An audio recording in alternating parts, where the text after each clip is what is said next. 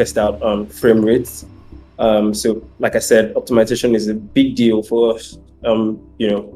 So in the way we are going to design the levels, the level design itself.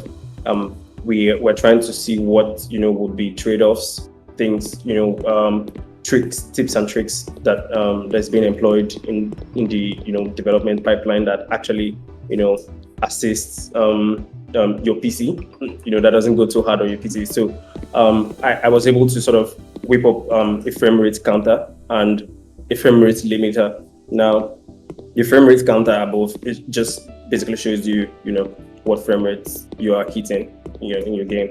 And traditional, like I said, 30 FPS is sort of pretty standard, smooth running game. On much more powerful PCs, you could hit more, higher than that. And the higher the FPS, the smaller your game is, of course. So, but we sort of realized that there's going to be differences in hardware specifications for different computers and different platforms, and we do not want to sort of create the entire game using a really high FPS, building the game around a really high FPS, because the implication of that is if you build the game around a really high FPS, say maybe 60 FPS, for instance, by the time you deploy this game on a device with lesser processing capacity, you have a really laggy game, right? So what we've done is sort of worked with a frame rate budget, which is between 30 and 40. Of course, that's and of course it's something we could change on the fly.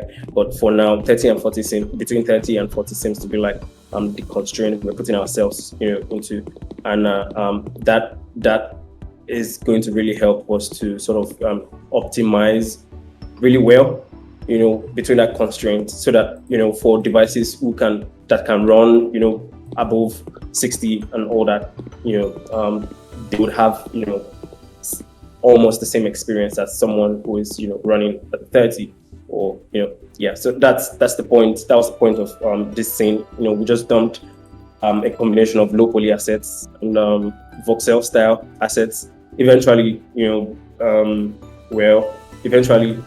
a lot of the assets, let's say 90% or 95% of the assets, are going to also be converted eventually to voxel, because that's the style we're pushing towards, of course. So it's pretty performant for now. A lot of the tricks we've tried work, right? And we're sort of finding a really perfect formula that's gonna really take us through this development process. And I think it's possible to have a metaverse in voxel, a really, really engaging metaverse, if you ask me, for sure.